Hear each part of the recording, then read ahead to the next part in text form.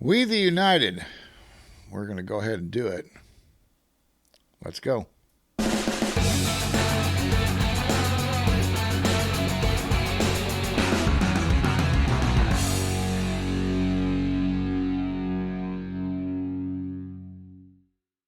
Hey there. So in the suggestions, it looked like you wanted to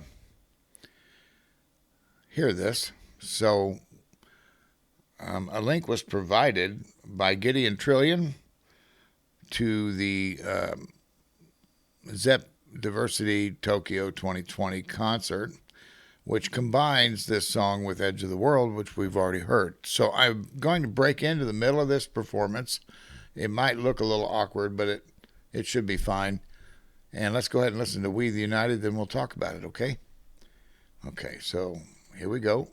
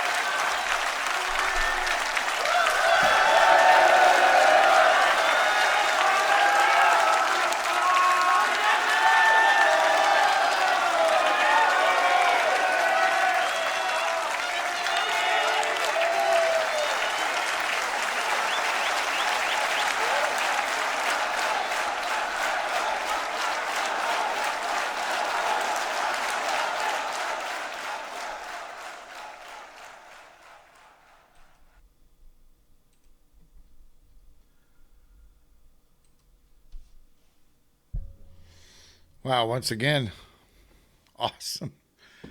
Simply awesome.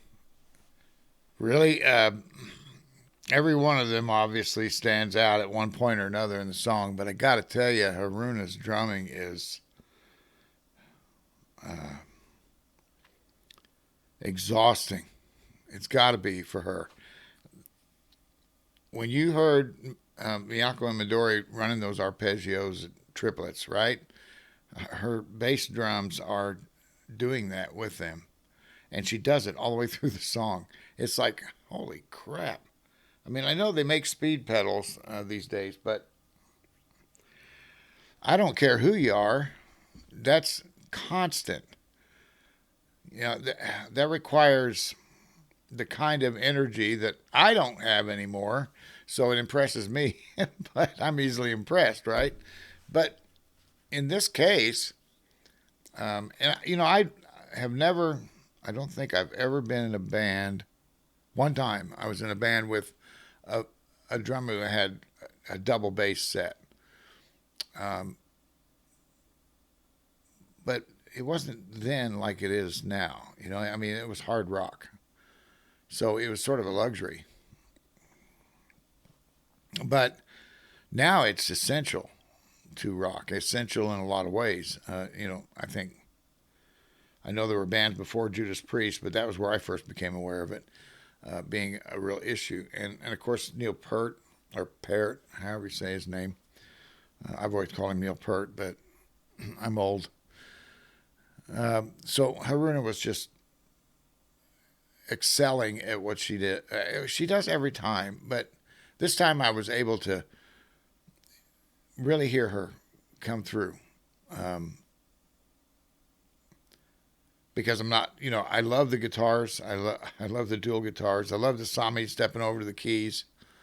Her voice was incredible. Miho was just absolutely shredding that bass. But Haruna really stood out here in this song for me because she was copycatting what they were doing with those guitars. And I thought, wow, that's pretty impressive. Because on top, she was all over the toms and the snare and the hi hat and the cymbals. And I thought, man, she's working that.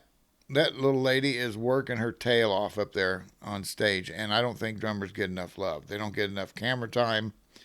Um, you know, you got to be someone like Neil Peart. And she's easily moving into that class with him if she's not already there. And the only reason I wouldn't necessarily put her in that class yet is because Neil was, you know, by the end, he could have stood up and walked. In fact, I saw him do it at the Texas Jam in '78. He stood up and walked to another part of his percussion kit because he had so many options.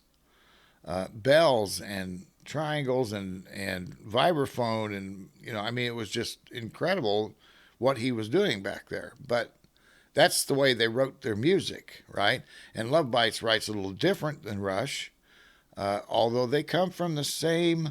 I would say, and I'm not comparing these two bands, okay? What I'm saying is, I think they come from the same basic school in that, you know, Alex Lifeson, the guitarist for Rush, was also classically trained on the guitar.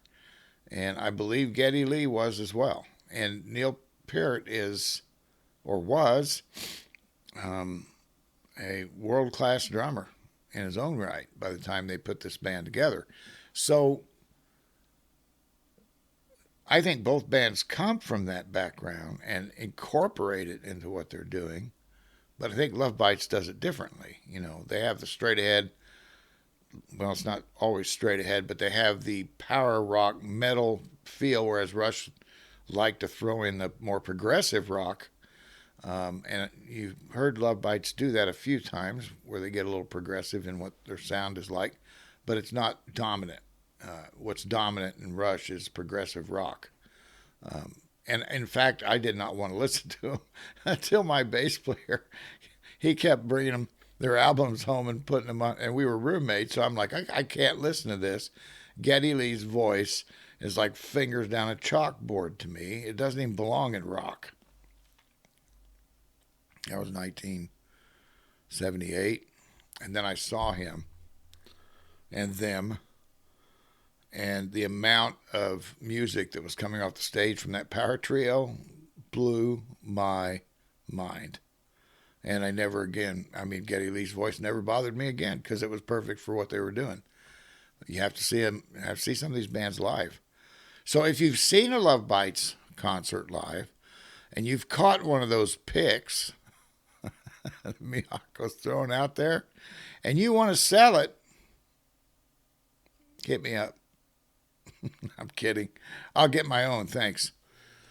So that was a great, great performance. I love this band. You know that, and everything they do. The guitar, I mean, God, that was out of bounds, off the hook.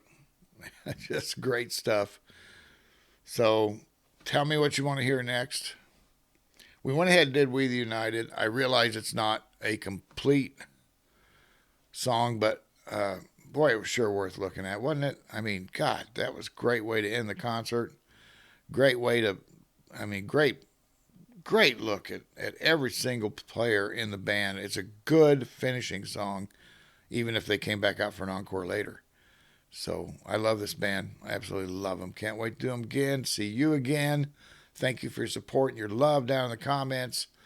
And if you see a thank you button, hit that thing and help me upgrade a little bit, would you? And also hit the subscribe. That really helps. Your comments have been awesome, and your likes have been awesome. Thank you. You're really helping out a lot.